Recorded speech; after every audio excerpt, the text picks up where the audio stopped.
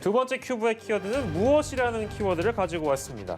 구미 3세 여아 사망 사건, 여러 가지 미스터리들에 대한 제기들이 많이 되고 있는데 그걸 좀 좁혀가지고 바라보도록 하겠습니다.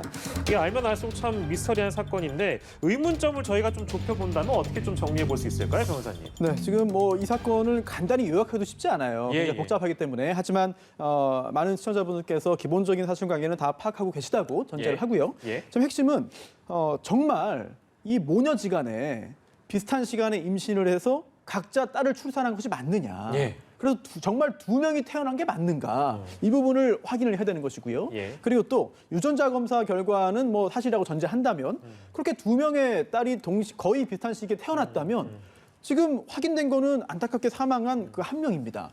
그러면 그 외에 한 명은 어디에 있는가? 예, 예. 이 부분이 가장 큰 의문이 되겠죠. 그리고 두 번째는 지금 숨진 채로 발견된 그 3세 여아의 경우에도 이게 그동안 이 모녀가 함께 돌본 것인지 아니면 그냥 방치한 것인지. 왜냐하면 이 모녀가 모녀지간이고 게다가 윗집 아랫집에 살았음에도 불구하고 실질적인 왕래가 없었다는 거잖아요. 예, 예. 과연 이런 것들이 어떻게 이해되는 것인가. 또한 숨진 3세 여아의 친부는 누구인가. 예, 예. 그 사람을 확인해서 여러 가지 이야기를 들어야 진상을 확인할 수 있을 텐데 예. 아직까지 수사가 거기까지는 진행되지 않은 것 같습니다. 그렇습니다.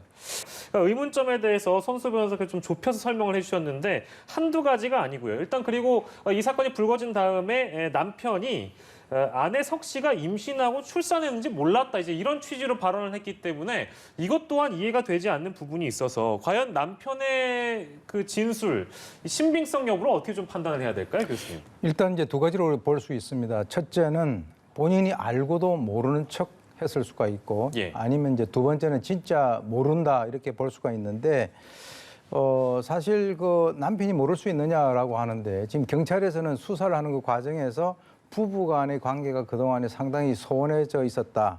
그러니까 원만하지 않았다라고 이렇게 얘기를 하고 있어요. 그러니까 네. 만약에 이제 석 씨가 의도적으로 자신의 어떤 그 임신과 출산 사실을 숨기려고 작정을 했다면 남편이 인지를 하지 못했을 그럴 가능성도 우리가 배제를 할 수가 없는데 예. 왜냐하면 사건에서 보면 간혹 이 여성이 임신 사실을 갖다 숨기고 나중에 출산해가지고 나중에 출산한 뒤에 이 주위 사람들이 인지하는 그런 경우가 있지 않습니까? 예, 예. 그렇기 때문에 이제 배제할 수 없다라고 하는 것이고 대신에 이 그 석 씨, 즉 이 40대 이 여성은 거짓말하고 있는 것은 확실한 것 같습니다. 왜 그러냐면 예, 예. 우리가 변수를 고정을 시켜 놓는다라고 했을 때 이 DNA의 그 어떤 그 아이의 DNA가 바로 이 여성의 아이다라고 하는 것은 결정이 된 거거든요. 네네네. 그러니까 그것을 인정을 하게 되면 자신이 감당을 해야 될 여러 심적인 상황적인 부담이 있기 때문에 일단은 결정적 증거, 이미 결정적 증거는 나왔는데 예. 본인이 생각을 하고 있는 결정적 증거가 나오기 전까지는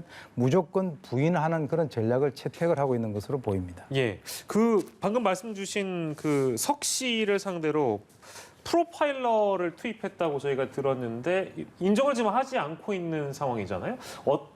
그녀의 어떤 심리를 이용해야 지금 이제 과학 수사로 DNA까지 일치가 된 상황인데 어떤 심리를 이용해야 자신의 범죄를 인정할 거라고 보십니까? 그러니까 일단 이제 이 사건은 자기가 낳은 그 아이와 딸이 낳은 외손녀를 바꿔치기 했다라고 하는 그런 의혹이 있는 사건이거든요. 그렇다면 우리가 심리로 한번 들어가 보죠.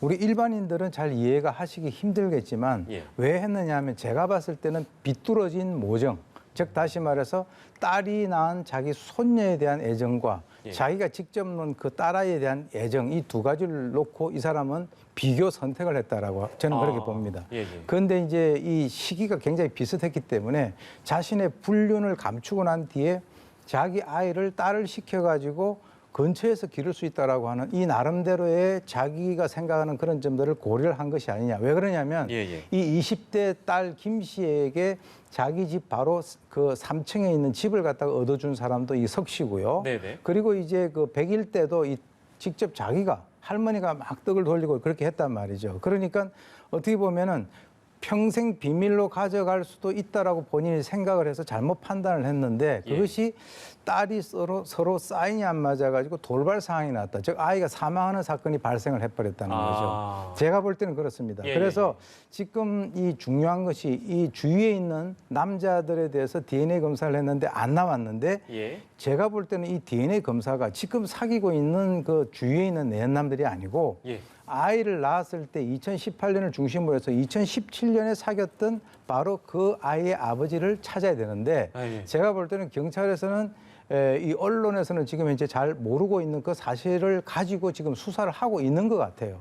제가 볼 때는. 예. 그래서 그 남성도 이 일을 보면서 자기의 그 어떤 마음을 졸이고 있는 것 같은데 예. 제가 볼 때는 이 석 씨라고 하는 이 여성은 그 남성이 나와서 그 남성의 DNA가 나오게 되면 그 순간에 무너질 수 있는 그런 상황이 될 것 같은데 아직까지는 자기가 결정적인 과학적 증거까지 부인을 하면서 버팅기고 있는 그런 상황이죠. 그렇군요. 그 상황까지 나아가야 이제 인정을 할 것이다. 석 씨의 입을 여는데 성공할 수 있다 정도의 말씀까지만 듣고요. 오늘 사건 큐브는 여기서 마무리를 하도록 하겠습니다. 오윤성 순천향대 경찰행정학과 교수, 손수호 변호사와 이 시간 함께했습니다. 고맙습니다.